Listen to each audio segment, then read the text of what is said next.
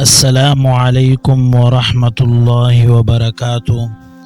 سامعین محترم، ناظرین کرام، ہم آپ کے لیے ایک خوبصورت پیغام لے کر حاضر ہوئے ہیں۔ ہمارے چینل فیض اللہ ریاض کو سبسکرائب کریں اور بیل آئیکن کو دبائیں اور ویڈیو شیئر کریں، لائک کریں اور کمنٹ سیکشن میں بتائیں کہ آپ کو۔ ناظرین کرام، آج ہم آپ کو بتائیں گے کہ بخت نصر بادشاہ نے حضرت یحییٰ اور حضرت زکریا علیہ السلام کو کیوں قتل کیا۔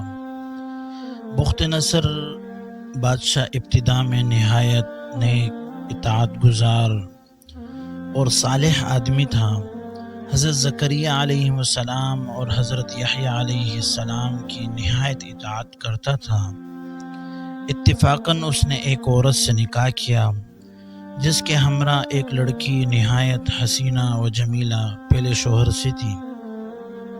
جب وہ لڑکی سن بلوغ کو پہنچی تو بادشاہ اس کی بہادر اور بہار حسن دیکھ کر فریفتہ اور دیوانہ ہو گیا۔ اس کی ماں کو پیغام دیا، وہ بہت خوش ہوئی، مگر دل میں اندیشہ کیا کہ بادشاہ پیغمبروں کا مطیع فرما بردار ہے اور نکاح اللہ کے پیغمبروں کی شریعت کے خلاف ہے، وہ کیوں اس کام کی اجازت دیں گے۔ اسی لیے بادشاہ سے کہا کہ تم اس کا مہر ادا نہیں کر سکو گے۔ اس نے دریافت کیا کتنا مہر ہوگا؟ جو کچھ کہو گے میں دوں گا۔ عورت نے کہا اس کا مہر تمہارے دونوں پیغمبروں کا سر ہے، اگر تم یہ مہر ادا کر سکو تو لڑکی حاضر ہے، ورنہ اس کا نام مت لو۔ بادشاہ نے کہا یہ پیغمبر ہمارے دشمن نہیں بلکہ ہمارے خیر خواہ ہیں اور دعاگو ہیں اور ہمیں ہر چیز، ہر نیک عمل کی تلقین کرتے ہیں۔ اس نے کہا اس کے سوا کوئی ہمیں مہر نہیں چاہیے۔ بادشاہ نے کہا کچھ اور مانگو، وہ مجھے منظور ہے، اس کے سوا اور کچھ مانگ لو۔ تو اس عورت نے کہا ہمیں سوائے ان دونوں کے سروں کے علاوہ ہمیں کوئی مہر نہیں چاہیے۔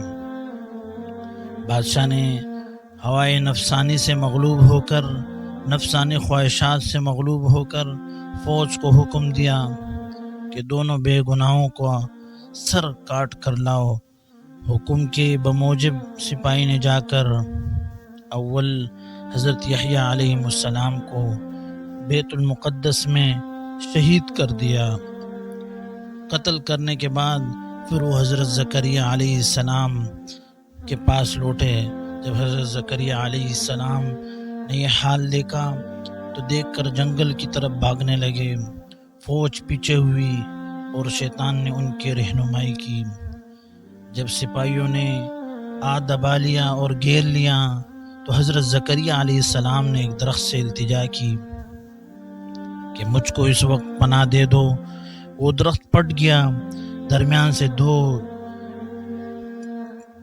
ٹکڑے ہوا، یہ اس کے اندر سما گئے، پھر وہ بند ہو گیا، لیکن قدرت نے اس کی ایک تھوڑا سا ان کے کپڑے باہر رہ گئے۔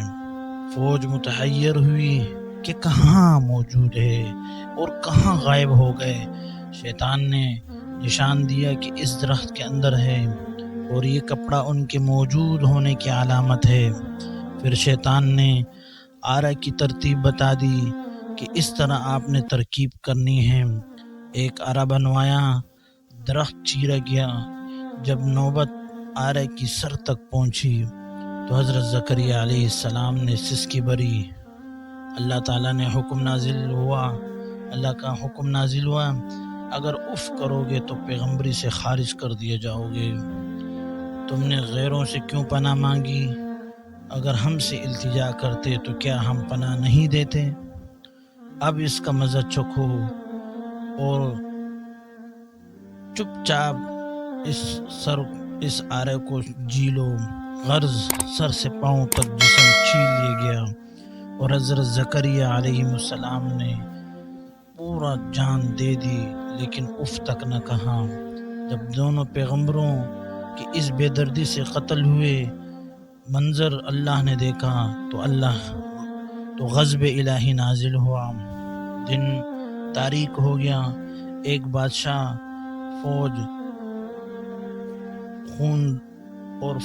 بڑا فوج لے کر چھڑا اور اس شہر کے باشندوں کو گرفتار کر لیا۔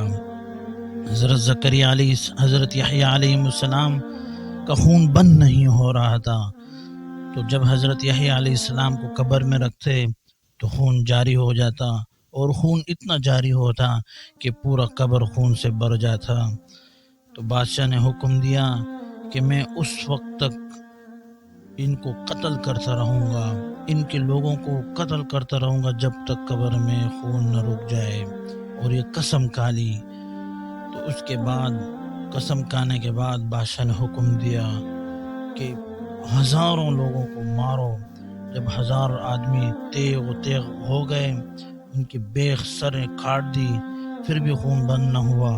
اس وقت ایک شخص حضرت یحییٰ علیہ السلام کی لاش پر آیا اور کہا تم پیغمبر ہو یا ظالم، ایک خون کے بدلے میں 1000 آدمی قتل ہو چکے، اب کیا سارے جہاں کو قتل کرواؤ گے؟ اتنا کہنا تھا کہ خون بند ہو گیا۔ غرض اس بیان سے یہ ہے بجوز اللہ کی کسی سے استعانت نہ چاہیے، کہ جب ایک پیغمبر ایک نبی کو بھی اللہ نے بطور تنبیہ کے آرے سے چروا دیا اور اس کو کٹوا دیا تو ہماری کیا حیثیت ہے۔ ہمارے چینل فیض اللہ ریاض کو سبسکرائب کریں اور بیل آئیکن کو دبائیں، اور ویڈیو شیئر کریں، لائک کریں، اور کمنٹ سیکشن میں بتائیں کہ آپ کو کون سا واقعہ پسند ہے۔